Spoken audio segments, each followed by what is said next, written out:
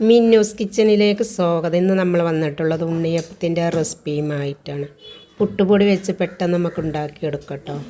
അപ്പോൾ അതാ ഞാനിവിടെ 2 കപ്പ് 250ൻ്റെ 2 കപ്പ് മെഷറിങ് കപ്പിന് 2 കപ്പ് 2.5 കപ്പ് എടുത്തിട്ടുണ്ട് കേട്ടോ പുട്ടുപൊടി.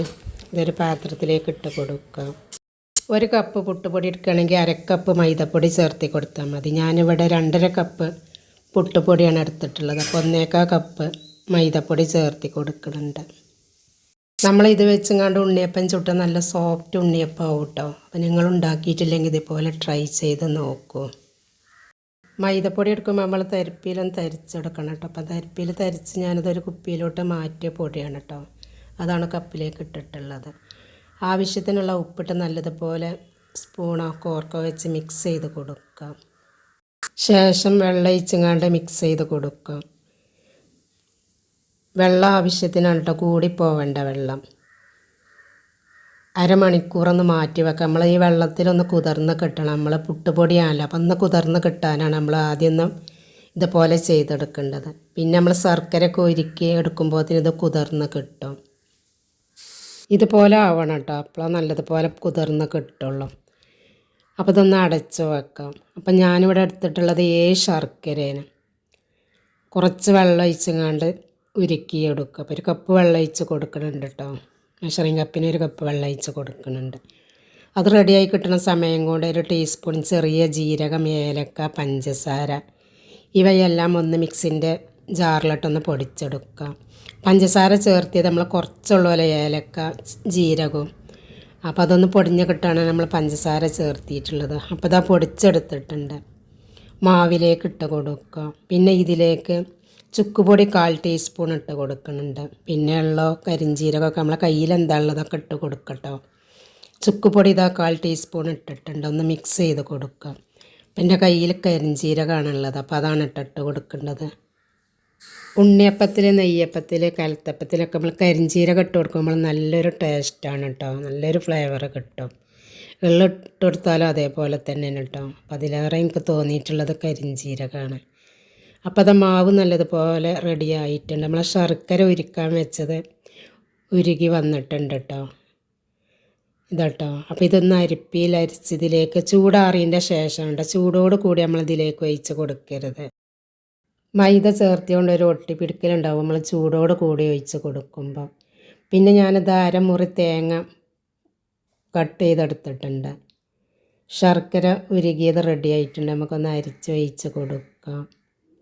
ശേഷം ഒന്ന് മിക്സ് ചെയ്ത് കൊടുക്കണം. ഇതൊന്ന് മിക്സിൻ്റെ ജാറിലൊന്ന് കറക്കിയെടുക്കുന്നുണ്ട്.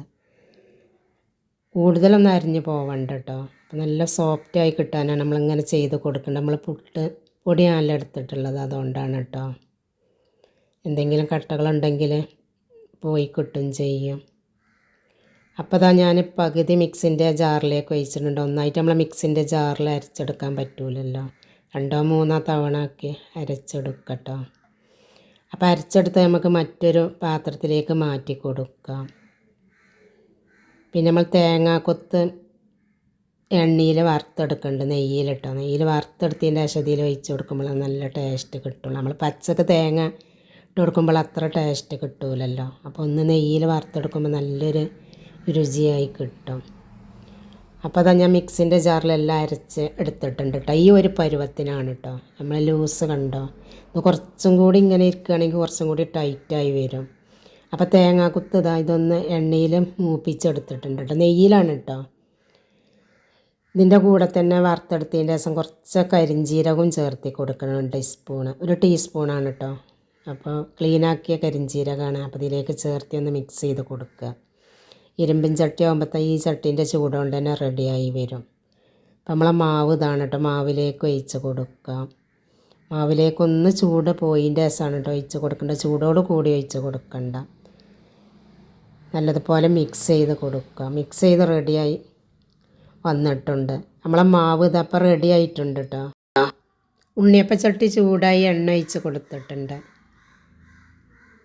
എണ്ണ നല്ലതുപോലെ ചൂടായി വരണം. എല്ലാം ചൂടാവണം കേട്ടോ. അപ്പോൾ ചൂടായിട്ടുണ്ട്. ഗ്ലാസ്സിൽ ഒഴിച്ച് ഇങ്ങോട്ട് നമ്മളിങ്ങനെ ഒഴിച്ച് കൊടുക്കുകയാണെങ്കിൽ നമുക്ക് പെട്ടെന്ന് മാവ് ഒഴിച്ച് കൊടുക്കാൻ പറ്റും. അപ്പോൾ ഇതുപോലെ ഗ്ലാസ്സിലേക്ക് ഒഴിച്ച് കൊടുത്താൽ മതി. നിങ്ങളുണ്ട്